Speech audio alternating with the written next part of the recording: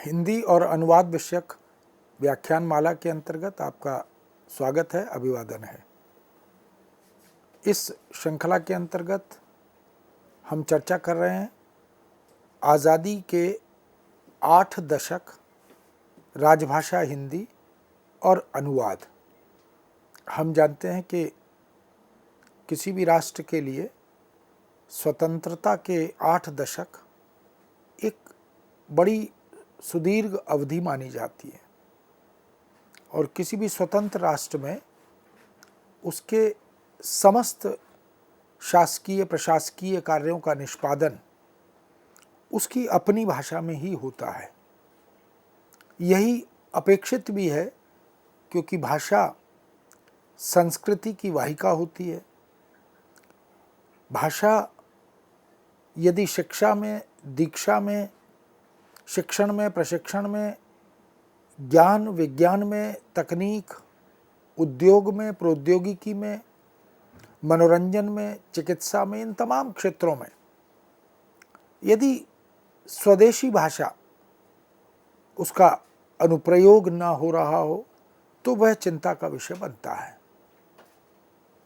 हम कितना ही अंग्रेजी को आत्मसात करें, अंग्रेजी को द्विभाषिकता के आवरण में स्वीकार करें, लेकिन सत्य तो यही है कि हम स्वतंत्र राष्ट्र के नागरिक हैं और हमें अपने समस्त कार्यों का निष्पादन अपनी भाषा में, विशेष रूप से हिंदी में, क्योंकि हिंदी को हमने संघ की राजभाषा, केंद्र सरकार के समस्त कार्यों के निष्पादन की भाषा संवैधानिक तौर पर घोषित किया है और अनुच्छेद 343 से 351 तक विशेष रूप से ये प्रावधान भी किए गए हैं।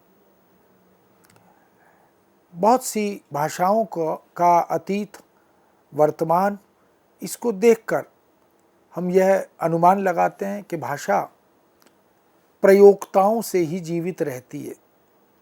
कबीर जैसे संत ने ये कहा भी था, कबीरा संस्कृत कूप जल, भाषा बहता नीर। भाषा तो अजस्र गति से प्रवहमान वह जलधारा है, वह नदी धारा है जो निरंतर गतिशील रहती है, अग्रसर रहती है, आगे बढ़ती रहती है।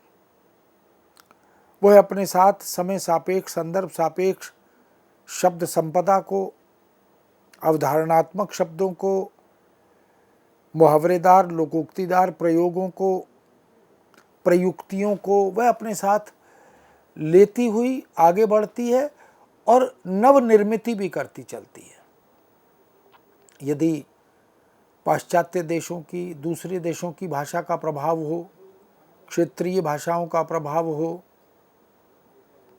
या समय और संदर्भ सापेक्ष कोई स्थिति ऐसी आन पड़े, तो फिर हम नए मुहावरे गढ़ते हैं, नई शब्द संपदा को खोजते हैं, पारिभाषिक शब्दों का निर्माण करते हैं और इस तरह से भाषा गतिशील होती रहती है।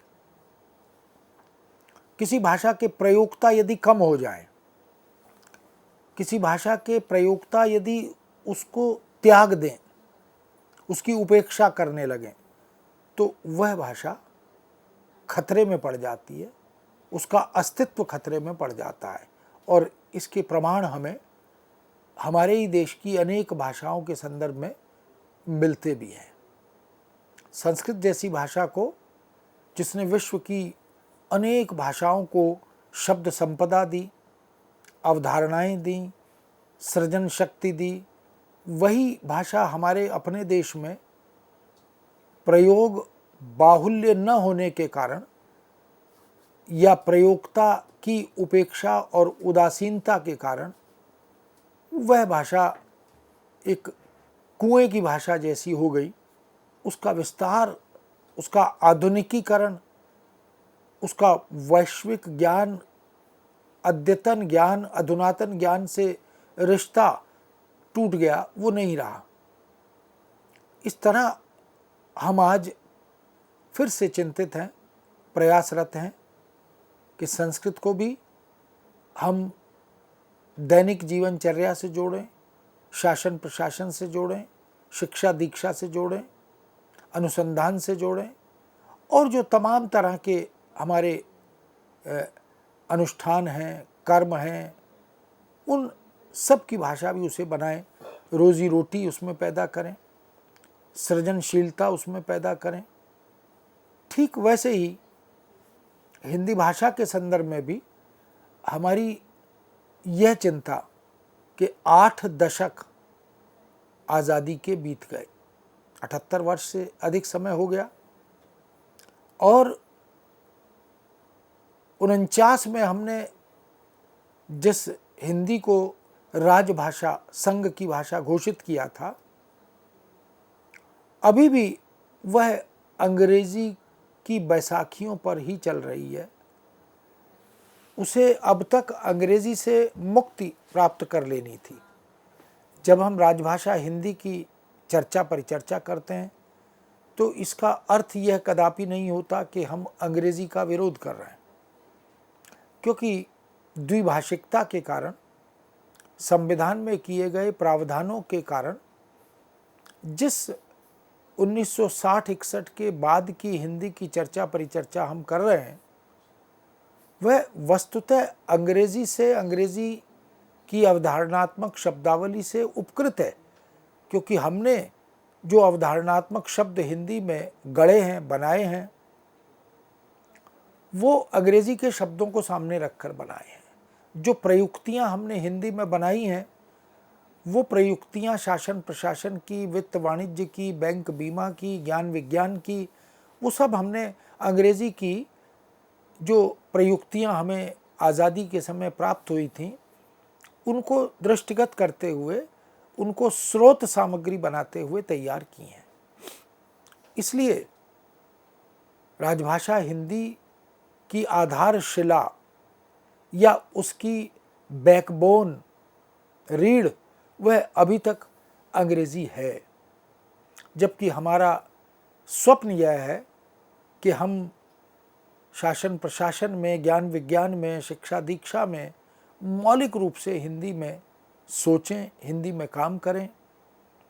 और अब कम से कम ऐसा तो किया ही जा सकता है कि हम समस्त कार्यों का निष्पादन हिंदी में करें और फिर अपेक्षा अनुसार उस सामग्री का अनुवाद हम हिंदी से अंग्रेजी में भले ही कर लें, लेकिन हिंदी में कार्यान्वयन की अनिवार्यता यह आज अनुभव की जा रही है।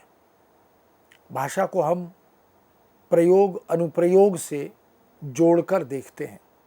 कोई भी भाषा यदि कार्यान्वयन नहीं होगा, यदि उस भाषा के प्रयोग अनुप्रयोग से कार्यों का निष्पादन नहीं होगा, चाहे वो लेखक हों, साहित्यकार हों, प्रशासनिक अधिकारी हों, राजभाषा का कार्यान्वयन करने वाले अनुवाद के क्षेत्र में समर्पित अनुवादक हों, और पत्रकारिता का क्षेत्र हो, मनोरंजन का क्षेत्र हो, चिकित्सा का क्षेत्र हो, किसी भी क्षेत्र में यदि भाषा के प्रयोक्ता नहीं होंगे, प्रयोग अनुप्रयोग नहीं होगा, कार्यान्वयन नहीं होगा, तो वह भाषा जीवित नहीं रह सकती। इसलिए किसी भी भाषा के विकास के लिए, विस्तार के लिए, प्रचार प्रसार के लिए, कार्यान्वयन के लिए, उसे आत्मसात करने के लिए यह अत्यंत आवश्यक हो जाता है कि उस भाषा के प्रयोक्ता उसका मान सम्मान करें। और ये मान सम्मान केवल सारस्वत वंदना से नहीं होगा, यह मान सम्मान होगा उसके प्रयोग से, अनुप्रयोग से, संवाद से, संपर्क से, और उसमें वो सारे अनुशासन उतारे जाएं, उन सब अनुशासनों की भाषा उसे बनाया जाए जहां उसकी गति अभी नहीं हो पाई। भाषिक व्यवहार तो कुएं का जल ऐसा इसलिए कहा जाता है कि यदि कुएं का पानी भी हम नियमित रूप से न निकालें और उसे छोड़ दें तो वह पानी भी सूख जाता है, शुष्क हो जाता है। इसलिए वही कुएं जीवित रहते हैं जिसमें से पानी निकालने का सिलसिला बराबर बरकरार रहता है। और जितना पानी हम निकालते हैं, प्रकृति उस पानी को और संपन्न और समृद्ध करके हमारी इच्छाएं पूरी करती है। इसलिए भाषा को अजस्र गति से बहने वाली या उस जीवित कुएं के समान माना गया, जो लगातार गतिशील है, प्रवहमान है, अद्यतन अधुनातन बन रहा है। ऐसे जल की तरह जो कंकड़, पत्थर, घास, फूस जो भी कुछ है उसे अपने साथ बहाकर आगे बढ़ता है। जो उपयोगी होता है, जो सार्थक होता है वह रह जाता है, और जो निरर्थक होता है वह उस जलधारा से स्वतः बाहर हो जाता है, वह जलधारा उसे बाहर फेंक देती है। भाषा अजस्र गति से, तीव्र गति से कलकल करती हुई बहती हुई उस नदी की तरह ही है, जो सदा सर्वदा विश्व के तमाम भाषाई संपदा को, शब्द संपदा को, प्रतीकों को, बिंबों को, मिथकों को, अवधारणात्मक शब्दों को, मुहावरे, लोकोक्तियों को अपनी अपेक्षा के अनुसार अपनाती है, आत्मसात करती है और उसका प्रयोग भी करती है। उसे अनुवाद के माध्यम से या उसी तरह की मौलिक सृजना के माध्यम से वह अपने शब्द संपदा को, अपने भंडार को समृद्ध और संपन्न करती रहती है। हिंदी को भी हम नदी धर्म से जोड़ना चाहते हैं। इसके लिए आवश्यक है कि हर स्तर पर हिंदी में अभिव्यक्ति सशक्त हो, प्रखर हो और सभी अनुशासनों में कार्यरत अधिकारी कर्मचारी यह सोचकर, यह समझकर कि हिंदी हमारी राष्ट्रीय अस्मिता की पहचान है, संवैधानिक प्रावधानों से संपन्न भाषा है, राष्ट्रपति के आदेशों से कार्यान्वयन की संभावनाओं को लेकर आगे बढ़ने वाली भाषा है, ऐसी भाषा को हमें न केवल संवाद के रूप में, लेखन के रूप में, पठनीयता के रूप में, वाचन के रूप में, बोधगम्यता के रूप में, इन सब के रूपों में आत्मसात करने की ज़रूरत है। स्वतंत्र देश में यह सबसे बड़ी चिंता है कि आज़ादी तो है, लेकिन वहाँ के नागरिकों को न्याय उनकी भाषा में नहीं मिलता, शिक्षा उनकी भाषा में नहीं मिलती, चिकित्सा वहाँ के नागरिकों को वहाँ की भाषा में नहीं मिलती। तो इस चिंता का निवारण करना ही इस विषय पर विचार करना है कि 8 दशक की आज़ादी के बाद भी हम राजभाषा हिंदी के कार्यान्वयन में अनुवाद को ही अभी भी मुख्य स्तंभ मानकर चल रहे हैं।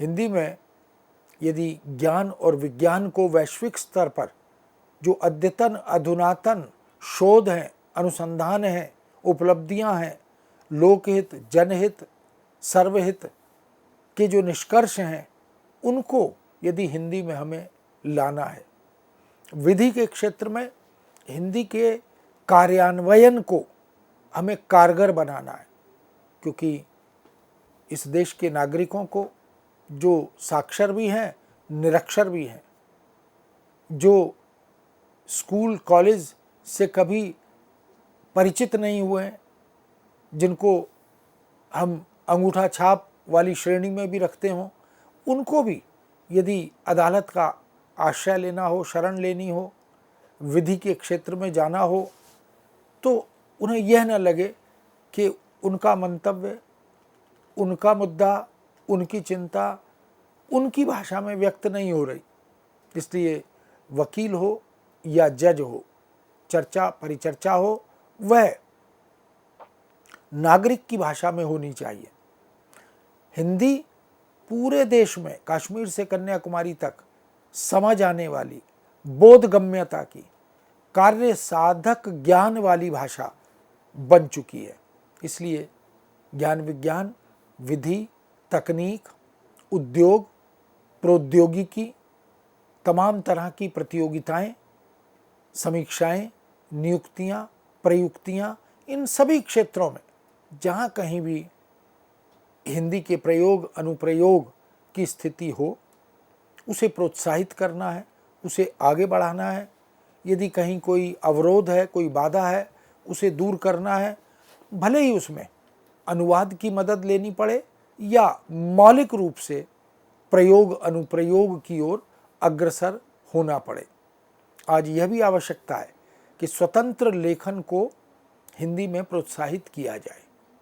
इस कृत्रिम बुद्धिमत्ता के युग में जहां पढ़ने, लिखने, बोलने, सुनने से मशीनों ने हमें दूर कर दिया है, वंचित कर दिया है, अब ज़रूरत यह है कि हम इस गंभीरता को समझें कि हमारी युवा शक्ति, हमारे विद्यार्थी, हमारे शोधार्थी अब अगर यंत्र जीवी हो जाएंगे, मशीन जीवी हो जाएंगे, तो उनकी मौलिक प्रतिभा, उन पर सारस्वत कृपा जो पहले होती रही है, उससे वो वंचित हो जाएंगे। इसलिए स्वतंत्र लेखन में चाहे पत्र लिखना हो, प्रारूप बनाना हो, टिप्पणियाँ लिखनी हो, कोई सार लिखना हो, संक्षेपण बनाना हो, प्रतिवेदन बनाना हो, कोई रिपोर्ट तैयार करनी हो, ये तमाम जो शासन प्रशासन के, ज्ञान विज्ञान के, शिक्षा दीक्षा के, तकनीक प्रौद्योगिकी के क्षेत्रों में प्रयुक्त होने वाली भाषा और भाषा के विभिन्न रूप हों, वो सब उनको प्रोत्साहित करने की, उन्हें आत्मसात करने की, उनके प्रति एक व्यावहारिक श्रद्धा रखने की अपेक्षा आवश्यकता है। इसलिए हम हिंदी में काम करते हुए सहजता की, सरलता की, बोधगम्यता की चर्चा परिचर्चा करते हैं। और ऐसा एक भ्रम, ऐसी एक धारणा बन गई है हिंदी कार्यान्वयन या राजभाषा के कार्यान्वयन के संदर्भ में कि वो अनूदित हिंदी क्लिष्ट हो गई है, दुरूह हो गई है, उसकी शब्दावली बोधगम्य नहीं है। इस तरह के तमाम आक्षेप आरोप राजभाषा हिंदी पर, हिंदी के प्रयोग अनुप्रयोग पर लगाए जाते हैं। लेकिन सत्य इससे नितांत भिन्न है। कोई भाषा न कठिन होती है न सरल होती है, दुरूह भी नहीं होती, और उस तरह से अगर हम कहें कि व्यावहारिक भाषा बन जाए, तो व्यावहारिक भाषा बनाने के लिए हमें कुछ प्रयत्न, कुछ प्रयास ये तो करने ही होते हैं, करने चाहिए ही, क्योंकि विद्या धन उद्यम बिना कहो जुपावे कौन, बिना डुलाए न मिले ज्यों पंखा की पौन। पंखे की हवा लेनी है तो हाथ में पकड़कर बैठ जाने से हवा नहीं मिलेगी, हाथ हिलाना तो अत्यंत आवश्यक है। इसलिए भाषा अर्जित होती है, कमाई जाती है, पढ़ने से, लिखने से, बोलने से, सुनने से, बोधगम्यता से। यदि हम भाषा को अर्जित करेंगे, शब्द संपदा को कमाएंगे, मुहावरे लोकोक्तियों की अद्यतन अधुनातन स्थिति से अपने को जोड़ेंगे, वह चाहे मौलिक हो या अनुदित हो, दोनों ही रूपों में कार्य करते हुए हिंदी भाषा को हम वैश्विक धरातल तक ले जाने का काम कर सकते हैं। यदि देश में युद्ध स्तर पर अनुवाद किए जाएं, जो कि अब किए जा रहे हैं, क्योंकि अनुवाद के टूल्स, अनुवाद के साधन, अनुवाद अब मशीनी भी हो गया है। अब बहुत से सॉफ्टवेयर, बहुत से ऐप्स अनुवाद कराने में मदद करने लगे हैं।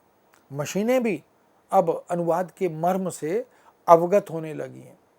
लेकिन युद्ध स्तर पर यदि अनुवाद हो, और अनुवाद साहित्येतर अनुशासनों में अत्यधिक होना अपेक्षित है, यानी अब कविता, कहानी, उपन्यास, नाटक, इसके अनुवाद की परंपरा तो बड़ी सशक्त, बड़ी सुदीर्घ है, इनकी अपेक्षा भी है, क्योंकि साहित्य की तमाम विधाओं का जो संबंध है, जो रिश्ता है, वो संवेदनाओं से, संवेदनाओं की प्रखरता से है।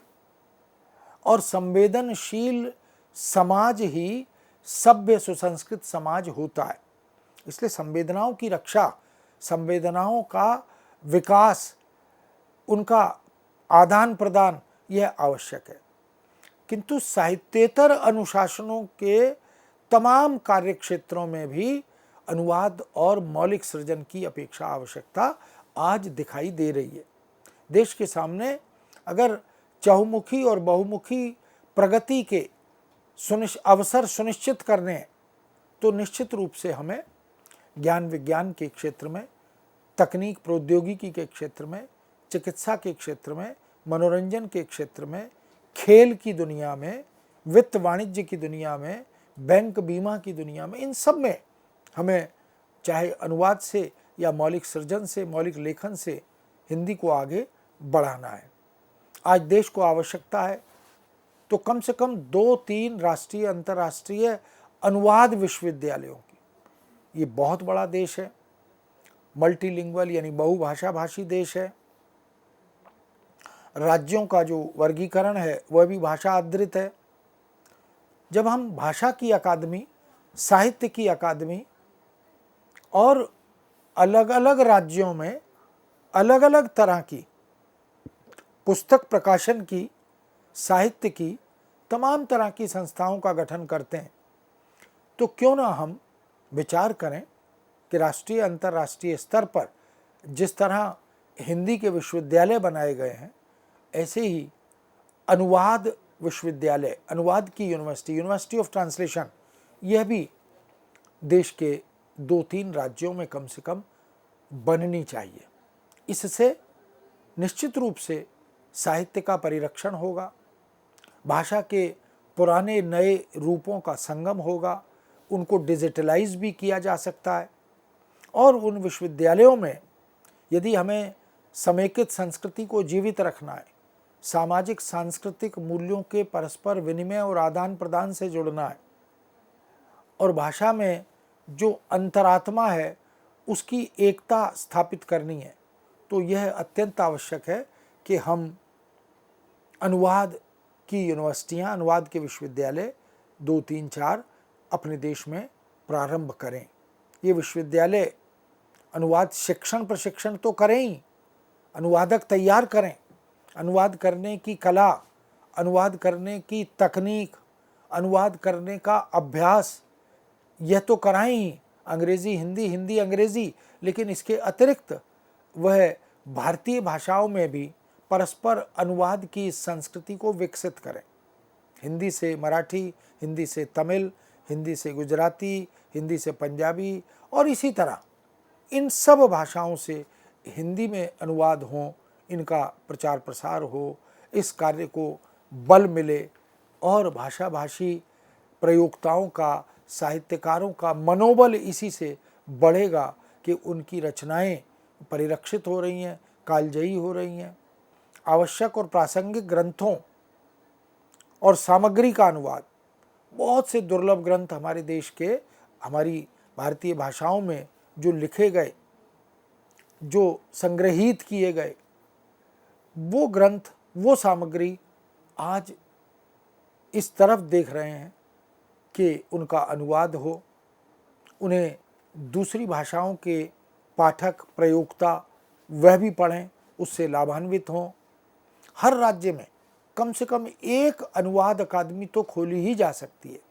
2-3 या 4 विश्वविद्यालय अनुवाद के बने, अगर ऐसा होता है तो एक क्रांतिकारी परिवर्तन समाज में होगा।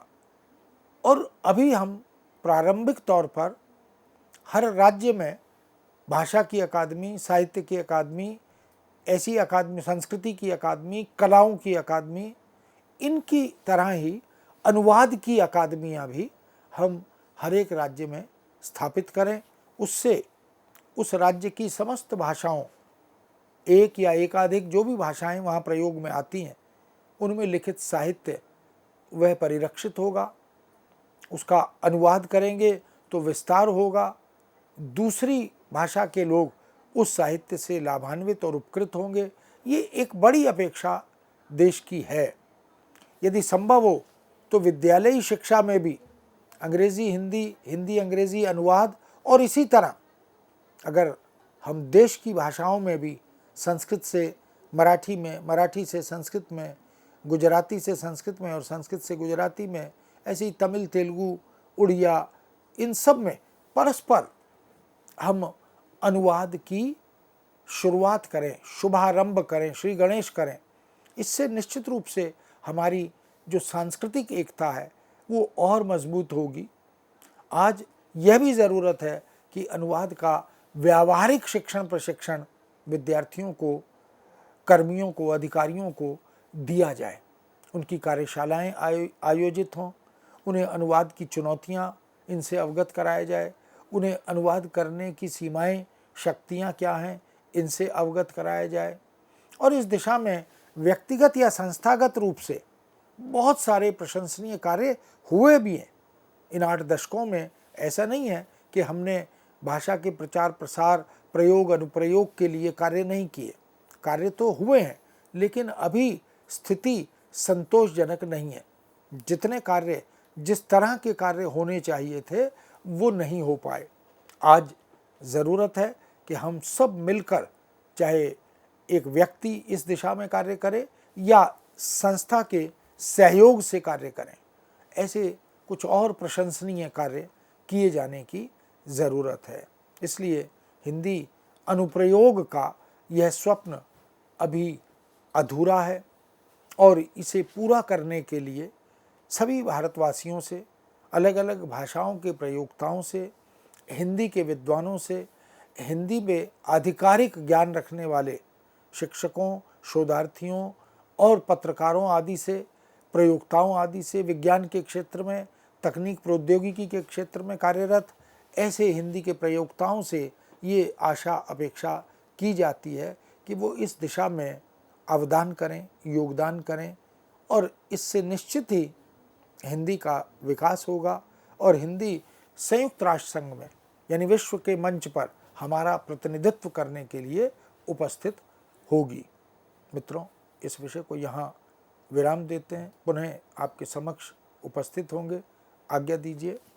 नमस्कार।